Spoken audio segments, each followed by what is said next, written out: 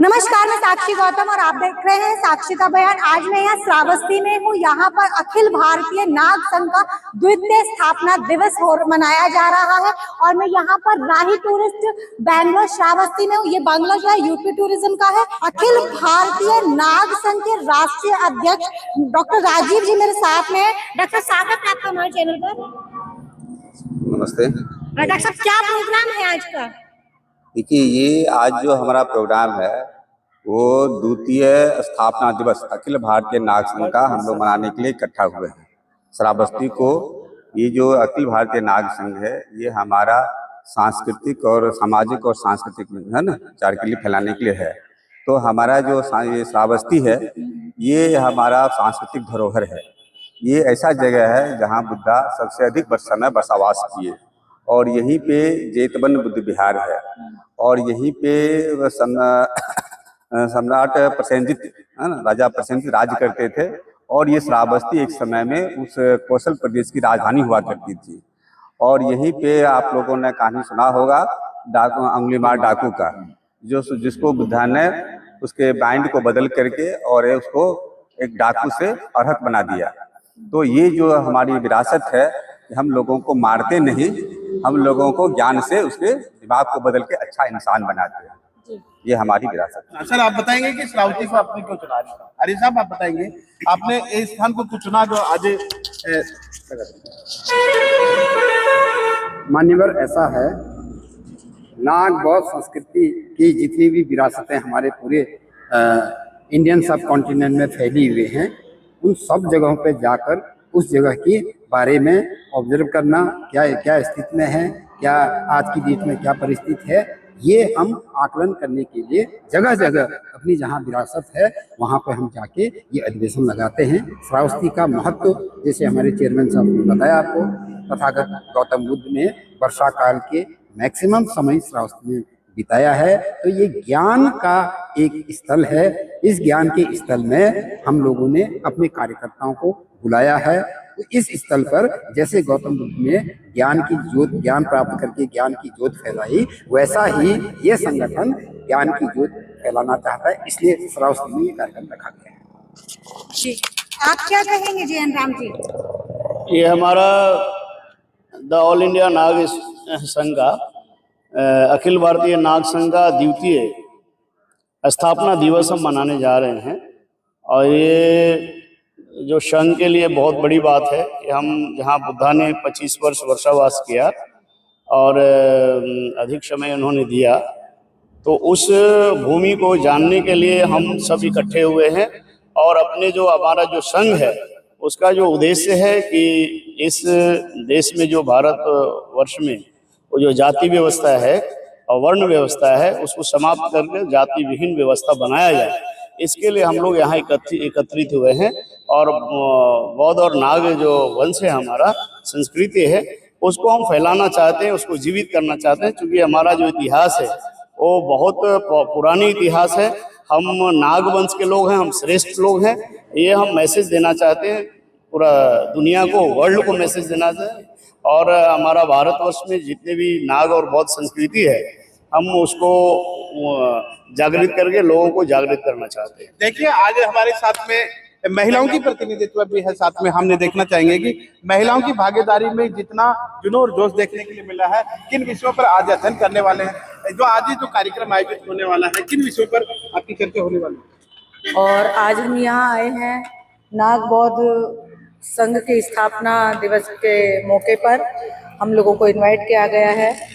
माता रमाबाई संघ दिल्ली से बुद्ध के धम्म का और बाबा साहब के मिशन का प्रचार करता है। मैं उसके अध्यक्ष हूँ मीना सिंह और मेरे साथ में हमारे चारों पदाधिकारी आए हैं। हमारा जो काम है, सबसे पहले मैं बता दूं, गीतों के माध्यम से बुद्ध के धम्म का और बाबा साहब के मिशन का प्रचार करना है। और मैं एक लाइन से गा के बताती हूँ कि यहाँ पे हम किस लिए आए हैं। बुद्ध की शरण में डाकू अंगुलीमाल था, बुद्ध जी की वाणी में जादू कमाल था, बुद्ध की शरण में डाकू उंगली माल था, बुद्ध जी की वाणी का जादू कमाल था।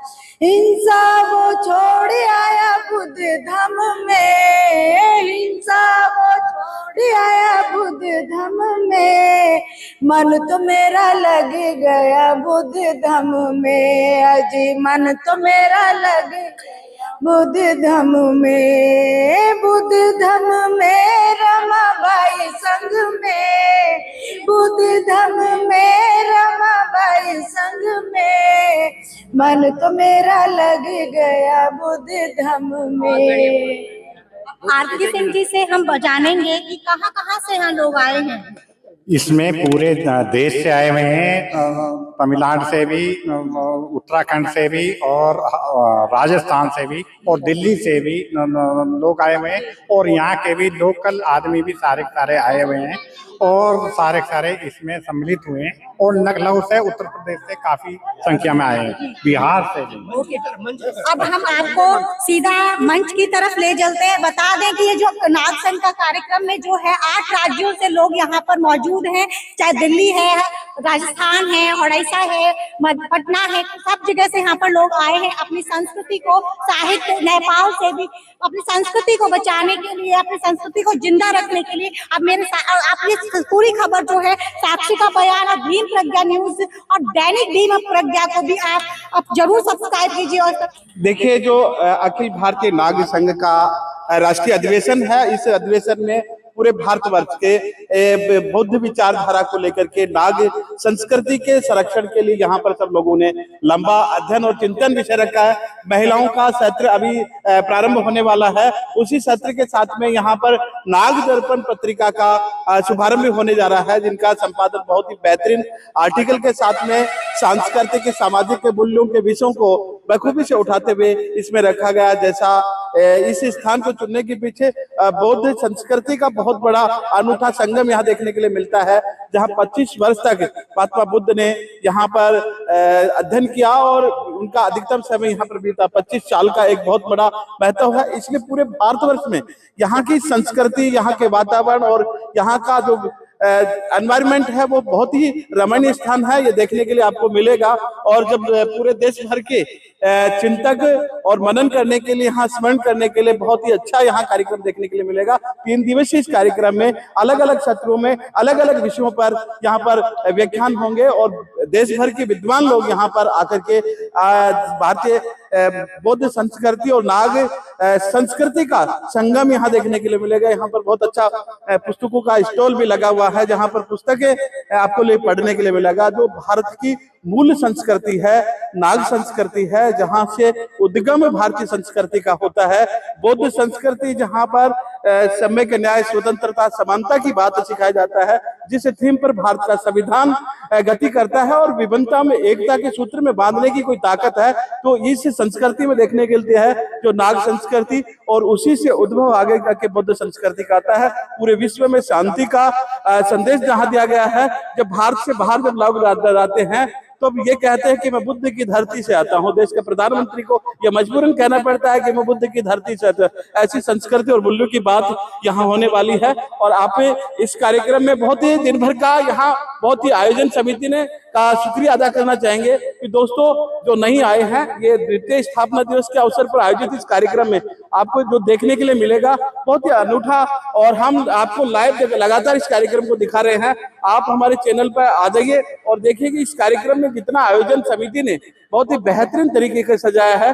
और एक ऐसा ये कह सकते हैं कि इस तरीके का जो आयोजन किया है ये पूरे भारत भर में एक बहुत अच्छा चिंतन और मंथन के साथ में, और यहाँ पर जो नया निष्कर्ष निकल करके आया जाएगा वो भी आगे जाकर के जो ऑल इंडिया नाग संघ है इस पर चिंतन मंथन करके नए विषयों पर चर्चा करेंगे। और हम पहुंच चुके हैं इस कार्यक्रम स्थल पर बहुत ही जल्दी यहाँ पर बौद्ध स्मरण के साथ में, और इस कार्यक्रम को आप देखेंगे बहुत ही लाजवाब तरीके से हमारे अतिथियों का आगमन हो गए हैं। और अतिथियों के राष्ट्रीय और राज्य और विभिन्न प्रांतों के 8 राज्यों के लोग यहाँ पर पहुंच चुके हैं। अभी आना शुरू हो गया। 3 दिन तक ठहरने की बहुत ही उत्तम व्यवस्था यहाँ कर की गई है। महिलाओं के लिए भी अलग से व्यवस्था की गई है और पूरे देश भर के चिंतक लोग यहाँ पर पहुंच रहे हैं। अभी ये प्रथम सत्र प्रारंभ होने वाला है, कुछ लोग उद्घाटन से पहले लोग पहुंच चुके हैं और बौद्ध संघ के आदरणीय हम इनसे चर्चा करेंगे। आज जो नाग संघ का अधिवेशन होने जा रहा है और इसमें बहुत ही अनुकरणीय कार्य देखने के लिए यहाँ मिलेगा, तो क्या कहेंगे सभा? यह जैसे कि हमारे डॉक्टर राजू कुमार जी का बहुत प्रशंसनीय कार्य हो रहा है और इस संघ का नाम भी है नाग संघ। और नाग संघ एक नाम ऐसा प्रवृत्ति चुने हैं और ऐतिहासिक प्राचीन शब्द चुने हैं जिससे हमारा 85 स्वतः एक हो जाएगा। केवल वह नाग की इतिहास केवल जान जाए। अगर नाग की जाति का इतिहास जान जाएंगे तो 85% स्वतः एक हो जाएंगे, क्योंकि उनका कोई दूसरा रास्ता फिर वही नाग जाति में आ जाते हैं 85%। इसलिए वे नाग संघ और नाग एक पत्रिका भी निकाले हैं, नाग दर्पण। अब उसके जरिए समाज को जगाने का एक बहुत बड़ा बेहतरीन इन्होंने रास्ता निकाले हैं और मैं इसके लिए कोटि कोटि साधुवाद दे रहा हूँ। बहुत बहुत शुक्रिया। और ये देखिए नाग संस्कृति और उसकी विरासत के संरक्षण के लिए जो कार्यक्रम आयोजित हुआ है ये अपने आप में बहुत ही, सर आपसे भी हम चर्चा करेंगे, आप लगातार इस कार्यक्रम को आयोजित करने में आप सहयोग कर रहे हैं। देखिए आपने नाग संस्कृति के संवर्धन के लिए बहुत अच्छा कार्यक्रम यहाँ आयोजित हो रहा है, तो क्या कहेंगे? मेरा नाम डॉक्टर उपेंद्र कुमार है, एक ऑर्थोपेडिक सर्जन हूँ और मैं बिहार यूनिट का इंचार्ज हूँ। मैं आपको बताता चलूँ, न से नाग, न से नागरिक, न से नगर, ये सारी जितनी भी चीजें बनी हुई है, और बुद्ध भी हमारे नाग और हाथी भी नाग। जब इन सारी चीजों का जब आप जोड़ेंगे तो आप देखेंगे सिर्फ एक और केवल एक इंसान ऐसा है जो धरती पर अवतरित हुआ और इसने इस पूरी देश की संस्कृति को एक इस तरीके से शेप किया कि इसकी जो सुगंध है वो पूरे इंडियन सब कॉन्टिनेंट में फैली। उसके पहले हमारे देश में ऐसी कोई सभ्यता सिस्टम नहीं थी। उस समय जो थी, जिसके बारे में आप लोग जानते हैं, एक हमारा जो बुद्धों की परंपरा रही है 28 बुद्धों की, उसके साथ साथ मक्खी घोषाल, संजय बेलीपुत, कुछ का चांद और ये और इस तरह के लोग थे जिनकी यहाँ पे विचारधाराएं चल रही थी। लेकिन उनमें सब निगंठनाथ भी उसमें थे। लेकिन इन सब में जो सबसे बेहतरीन और उत्तम विचारधारा थी, जो मानव कल्याण और मानवतावादी सिस्टम को आगे ले जा रही थी, वो बुद्ध की विचारधारा थी, जो बाद में अष्टांगिक मार्गों और अन्य तरीकों से विकसित हुआ। और नाग जो हमारी जो संस्कृति है, इसको जब आप देखेंगे ये हड़प्पा कालीन संस्कृति है। हमारे जितने नाग राजा थे, आप वंशों के नाम सुने होंगे, हर्यक नाग वंश, अपने शिशुनाग वंश सुने होंगे, ये सारे नाग राजा थे। इसका इतिहास आपको सम्राट ये बिंबिसार से मिलता है मगध साम्राज्य में। लेकिन उसके पहले का जो 900 साल का इतिहास है, जो पोस्ट हड़प्पा कालीन इतिहास मिलते हैं, वो भी हमारे नाग राजाओं का ही इतिहास था। बड़ी विस्तृत समस्या ये सिस्टम है। जब डिस्कस करूंगा कम से कम आपको 2 दिन लग जाएगा, फिर भी ये समाप्त नहीं होगी। लेकिन आज हम इस पर मंथन करेंगे, हम सभी लोगों को बताएंगे कि हम सिर्फ एक और केवल एक ही जाति के हैं, ना सूर्यवंशी ना चंद्रवंशी, हम सब है नागवंशी। सभा बहुत अच्छे डॉक्टर साहब, आपने अच्छी जानकारी दिया। और हमारी जो संस्कृति की विरासत है, जो हमारी ये कह सकते हैं कि सिंधु घाटी सभ्यता काल का से पहले का इतिहास हम देखें तो नाग संस्कृति का, और आज इस पर गहन चिंतन होने वाला है। और लगातार इस कार्यक्रम को अंजाम देने के लिए मेरे साथ में साक्षी गौतम, जो साक्षी का बयान